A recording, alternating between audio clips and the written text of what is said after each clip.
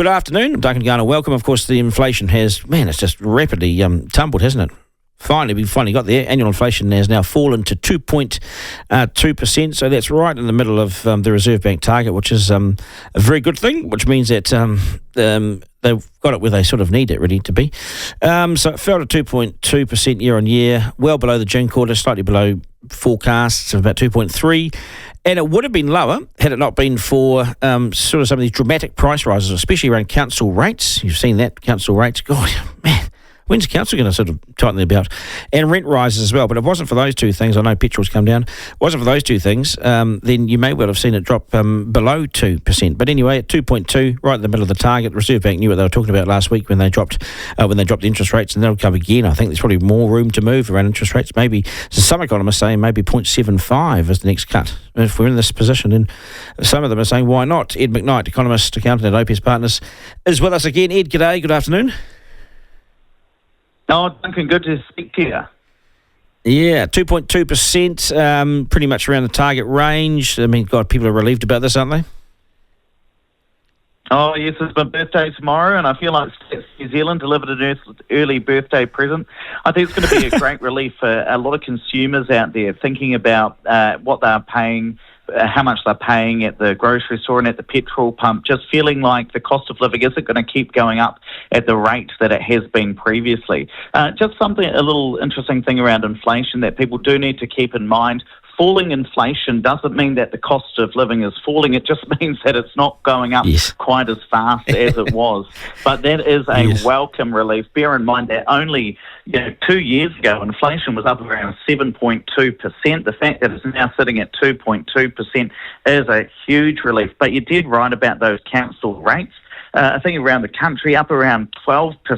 And in fact, half the inflation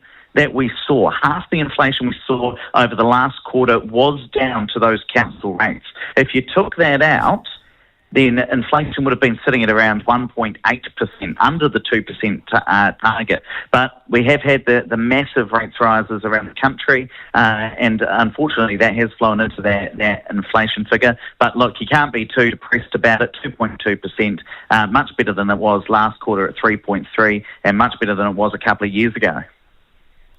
Will the Reserve Bank still be worried at 2.2%? It could, if they let the cat out of the bag too quickly, it could jump past 3 and then they're back in sort of troubled land again because they're outside their target. They want to be a little bit careful, but I mean, they've done well, and you've got to give credit to, I've been pretty critical of the Reserve Bank governor, but you've got to give credit, they had to do the hard job to get us there, and they did that, and the government's also cut a number of things as well, so they've reprioritised a lot of money. So, I don't know if we would have got this result had there been not a change in government. So if you kept a Labour government in their spending path, would we have got here so quickly?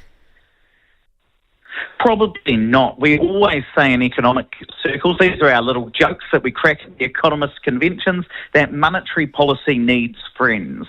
And what we mean by that is that when we're cranking up interest rates to try and get inflation down, what we also need is for the government to tighten its belt. That's what we call fiscal policy. Because if the government is out there spending like Billy-O, what that means is there's lots of money floating around the economy, and people feel like, businesses feel like prices can still go up. The fact that the government's come in and said, actually, we're going to trim a few public service workers, and we're going to cut back on spending, that certainly helps the Reserve Bank meet its inflation target. But what you've got to understand as well is the breakdown between imported and domestic inflation. Domestic inflation is still sitting at 4.9% over the last year. A lot of that's driven by the rates rise.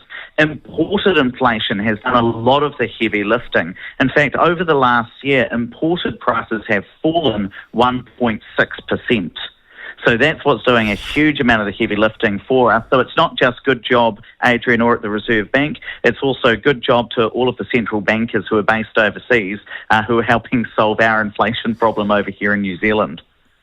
Yeah, I still think that Adrian Orr, though, even though he's fixing a problem, a lot of the problem was started by some of his approach as well. So I don't think he's out of the woods just because this has happened. But he needed to get to this result, so he had to get there somehow. It's been a pretty wobbly way to get there, but it had to go. I mean, if you think about domestic inflation at its height, if you actually added in everything, I reckon she's past 10%. I know we talked about 7%, but I think we've come back from probably 10%. If you add in all the factors, if you look at domestic inflation properly, at its peak, I reckon it was somewhere near there.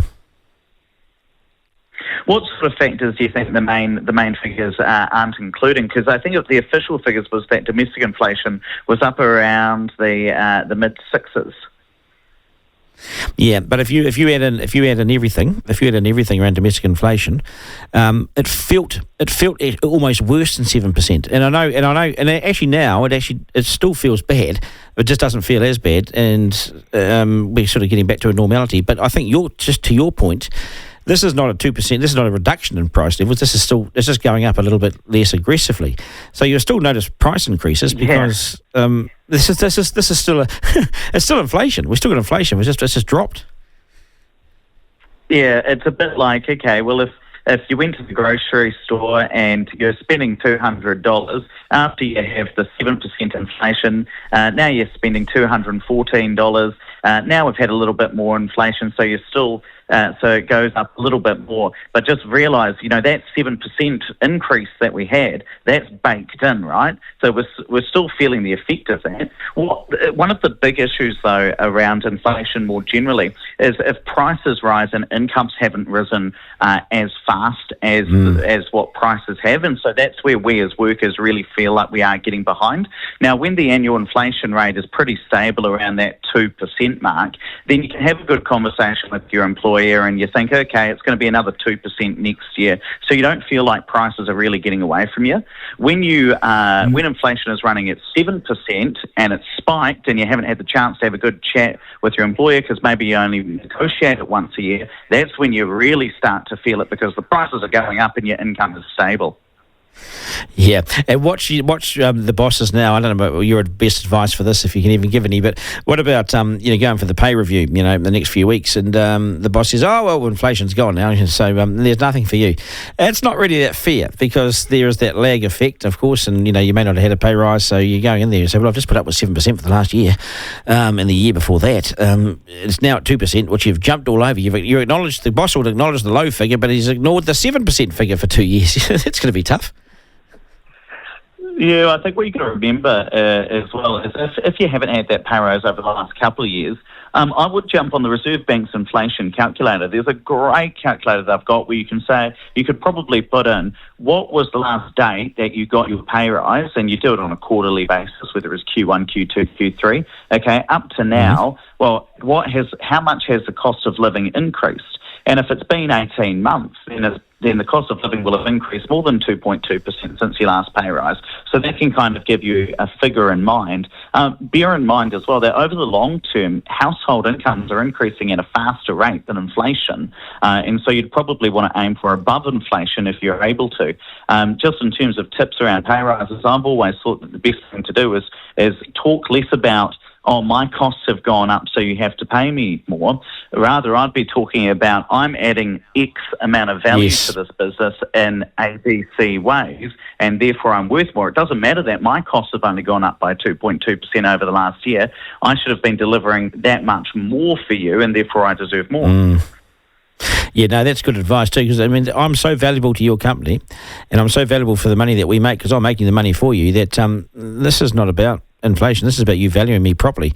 I think the pay rise should be $100,000. So, you go in there with a totally different approach, even though you're at least looking for 7%. Did many workers get 7% in the past year? I don't have the exact figures around that, but what I would say, I've had a couple of figures that are in mind. It amazes me that around 16% of wage and salary earners in New Zealand currently earn over $100,000. That includes people who are working part-time and things like that. So quite a large proportion of New Zealanders are on a six-figure wage or salary, which is a fair wicket.